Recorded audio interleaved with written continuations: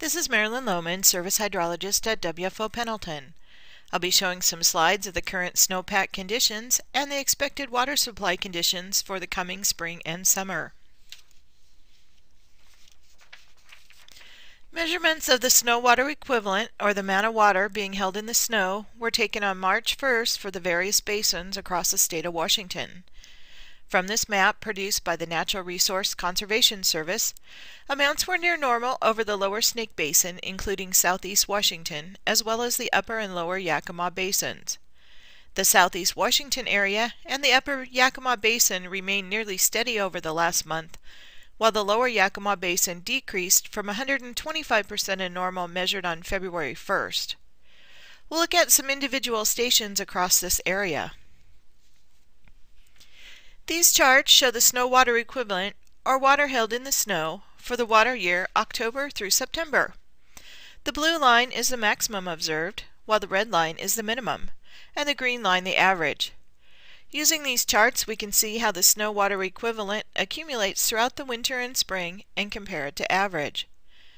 The Touchet Snotel site is in the Walla Basin, around 5,500 feet. Looking at the black line, we can see that this site saw some accumulations throughout much of the month and remains near normal. The Sassy Ridge Snotel site is located in the upper Yakima Basin at 4,200 feet. Looking at the black line, this site saw some small accumulations throughout the month and continues to be near normal. The Bumping Ridge Snotel site is around 4,600 feet in the central Washington Cascades. Looking at the black line, this site saw some small but somewhat steady accumulations of snow through February and continues to be slightly above normal. Moving over to Oregon, across Oregon, the snow water equivalent map from the NRCS as of March 1st shows the snowpack has seen some small declines and ranges from 95 to around 105% of normal. The lower elevation location showed the most decline, as mid-month had some very warm temperatures and also brought some rain. We'll take a look at some individual sites across the region in the next several slides. In the lower Deschutes, Columbia Basin area, Clear Lake Snotel is at an elevation of 3,500 feet. Looking at the black line, the current year observation, this fairly low elevation site had a small accumulation at the beginning of the month, but decreased at mid-month and remains below normal. A higher elevation site from the Cascades, the Mount Hood test site, is at 5,400 feet and saw a steady snowpack through much of February, but is still slightly below normal. In the upper Deschutes Basin, the Three Creek Meadows Snotel site is at about 5,600 feet.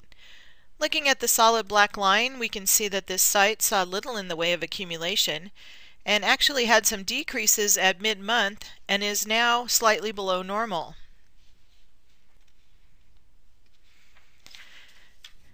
For the Grande Basin, we can look at the Blue Mountain Springs site at around 5,900 feet. This site remained nearly steady throughout the month, but did see a small decrease at mid-month with the much warmer than normal temperatures, and is near normal. For the Umatilla Basin in the Blue Mountains, we can look at the High Ridge site at 4,900 feet. Looking at the black line, we can see that this site had steady accumulation during the first part of February, and then has remained nearly steady and is slightly above normal. In the Grand Ronde Valley, the Moss Springs Snotel site is at 5,800 feet. Looking at the black line, even though February was somewhat drier than normal, this site has seen some good accumulations of snow and continues to be near normal for this time of year. The Northwest River Forecast Center uses Ensemble Streamflow Prediction, or ESP-generated forecasts, as the official water supply method. The 30-year runoff normals covering the years 1981 to 2010 are being used. New ESP forecasts will be published on the Northwest River Forecast Center's website daily. For more updated forecasts and more information on ESP forecasts, please see the River Forecast Center's address on the slide above. This map from the Northwest River Forecast Center shows a snapshot of the water supply forecasts as of March 1st. We can see that most of Northeast Oregon is expected to see 75 to 90% of normal water supply, with 90 to 125% of normal water supply expected in South Central and Southeast Washington. On the whole, the Columbia Basin is expected to see near to slightly below normal water supply values. The upper reaches of the Snake River in eastern Idaho still show much below normal values expected due to low snowpack in the area. We'll look at several stations within our area of interest for more detail. For the Yakima River, we'll look at the Yakima River near Parker. Looking at the plot, the solid green line is the 30-year normal. The box plots show the entire range of forecast values, with the blue dot the 50th percentile or most likely value. We'll be using that 50th percentile and comparing it to normal. The volume forecast for the Yakima River near Parker for the period April through September is still expected to be slightly above normal at 118% above normal. The forecasted water volume, the blue dot for the Grande River near Troy, is expected to be slightly below normal at 91%. These forecasts take into account the forecasted precipitation for the next 10 days and then normal precipitation through the rest of the month. For the Umatilla River at Pendleton for the period April through September, the volume forecast has remained nearly steady between 80 to 90% of normal. This forecast takes into account normal precipitation to occur throughout the rest of the period. The Columbia River at the Dalles can be an indicator for the entire Columbia Basin. Once again, we see the average plotted in green with the most likely value, the blue dot.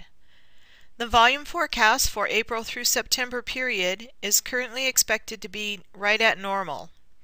The previous seen plots and additional water supply locations are available in an interactive form on the Northwest River Forecast Center's website at the address listed on the concluding slide.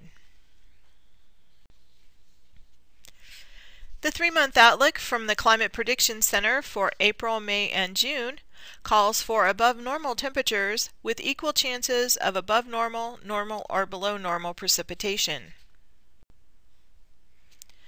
The latest drought monitor shows gradual improving conditions over Washington and Oregon, with generally only drier than normal conditions left in eastern Washington. Oregon has seen improvements, but longer-term shortages in the south will take more time to see improvement.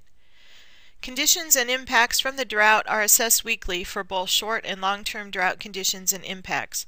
For more information on the unseasonably dry and drought conditions both here in the Northwest and across the country, please visit the National Integrated Drought Information System webpage at the address above. Please join me again in April for an update on the snowpack and expected water supply conditions. If you have any questions, comments, or suggestions, please contact me by email or phone.